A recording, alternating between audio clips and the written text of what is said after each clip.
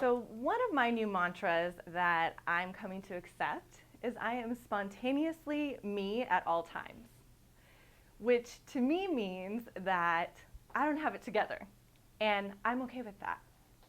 So first I want to start my talk by saying it's okay to not have it together. And actually, some of the best stuff in your life comes from not having it together. When I was a little girl, I was quite the opposite of that. I really felt like to earn love, I had to be a specific type of person.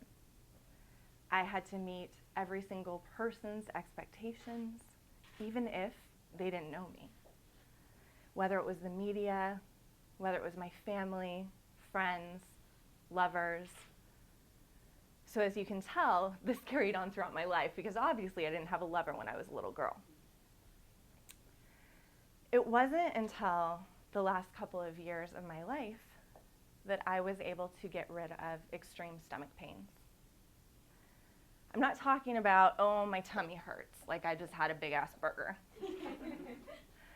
I'm talking about excruciating, twisting, feeling like 1,000 knives/snakes are in my stomach. And I'll never forget the first day I felt this feeling. I had actually just eaten a burger. And went up to my room because my mom had made, a delicious burger and my dad had grilled it, all American family. And I go upstairs and I'm like, what is that feeling? What the hell is going on inside me? Must be the burger, right? So for years, I went on this way, and they would randomly come, these stomach pains. And they started to feel like my demons, because I couldn't identify why they were here. They would literally last for days, usually 2 days max, but 2 days was excruciating. I'd be on my floor, curled up in a ball, can't sleep at night, popping ibuprofen like a drug addict, thinking at that time that that was helping me. I would get up and literally just sit over the toilet and be like, please just throw up. I don't want to throw up. I don't want to throw up, but I need to throw up. One of those moments where it's that thing that you don't want to do, but you know it's going to make you feel better. So I went through life really thinking, okay, it's one of two things probably. I eat a lot. So if I don't eat, I do start to feel sick. So I'm thinking, okay, the number one reason why I probably get these stomach pains is because I don't eat. I'm not eating on a regular schedule. The number two reason that I thought was, well, maybe it's because I'm not eating that healthy. But I knew that wasn't true because I had always eaten the whole grain toast, and my mom was the kind that no sugary cereal. The first time I ever had sugary cereal was the day my brother was born, and guess what? That's because I was at my neighbor's. So I knew it wasn't my diet. I went through college, would still have these stomach pains, moved here to Las Vegas, still the stomach pains. And then 2 years ago, something dramatic happened in my life. One of those perfect storms, they call it. I had a surgery. I actually had an extra rib. I'll tell you about that later. I had that removed. I quit my job. I moved places. I declined a proposal. And I started a brand new job. All of this within a couple months. And then I met somebody new. And I really started owning my life. I started being that person that didn't care what everybody else thought anymore. I just started standing for me. See, all along, I was one of those nurturers. Like, oh, what do you need? What do you want? Oh, do you need to ride to the airport? I'll be there. And to the part where it overwhelmed me, where I would pretend that I was happy even when I wasn't. I was denying my truth. So when this whole perfect storm happened, I became the tribe leader here through a matter of serendipitous events. Started my own business with a man that I was with and in love with. Started just feeling like life was amazing. And guess what? My stomach pains haven't come back since. phenomenal to me how we define love. How it's this external thing that we're always seeking for. And my biggest life lesson, and what I'm so clear that I'm put on this planet to do now, is to teach people to truly, truly, truly love themselves. But that's only the first step. Unlike most people that focus solely on the self-care, I really believe once you take care of yourself, you have a duty as a human born onto this planet to love the world. And what I mean by that is really taking a look at your perception. What have your experiences been in your life? What are the thoughts that are going on in your head?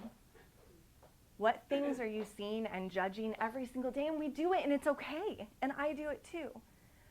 But what I ask you to do is really be aware of that so that you develop this love for the world, the same love that you really have for yourself. Now, the way that I came about kind of knowing that love was my true purpose on this planet is through a caterpillar. You're probably wondering, okay, where the hell is this butterfly thing coming in, right?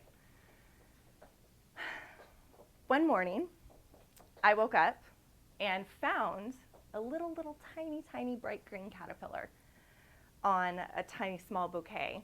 I had cut it off of a bouquet that was dying, so it was like the last survivor. And here I wake up this next morning and find this living thing. I couldn't believe it. So I moved the caterpillar from my bathroom and put it in the kitchen because I figured, nobody would want to live in a bathroom. I wouldn't. I left that day and came back home that night, and the caterpillar was gone.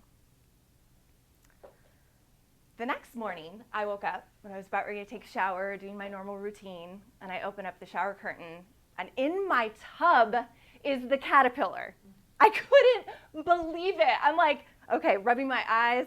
Is this real? Like, first of all, I must have a superhuman caterpillar living with me because I just put him in the kitchen, which is like, if he made his way here, that's a 3-year caterpillar journey, and he did it in a day.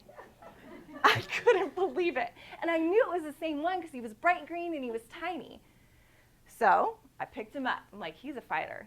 Put him back on his petals and watched in amazement as he started to nourish his body. This caterpillar lived with me for a couple weeks.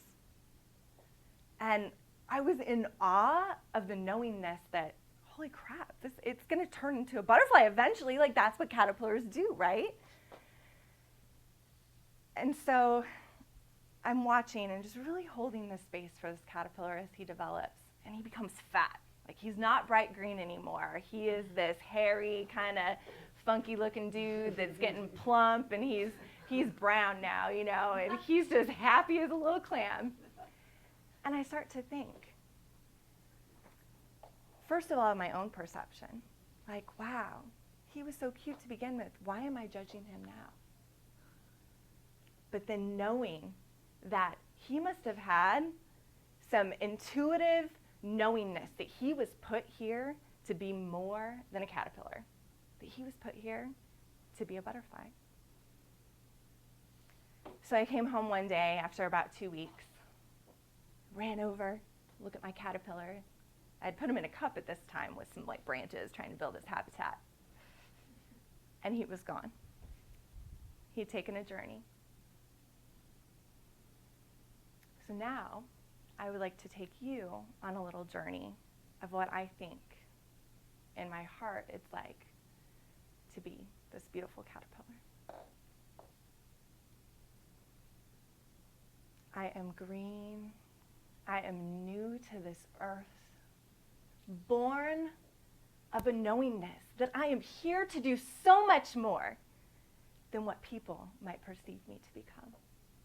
I am green, marching through this planet, feeling my destiny will be fulfilled.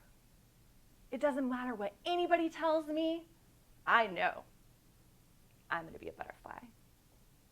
I am green and blue and purple and yellow and nourishing my body with all of these petals of the earth that Mother Nature has given me to become something more than myself. I am green, glowing from the outside. Don't care what people think, because I know I will fly.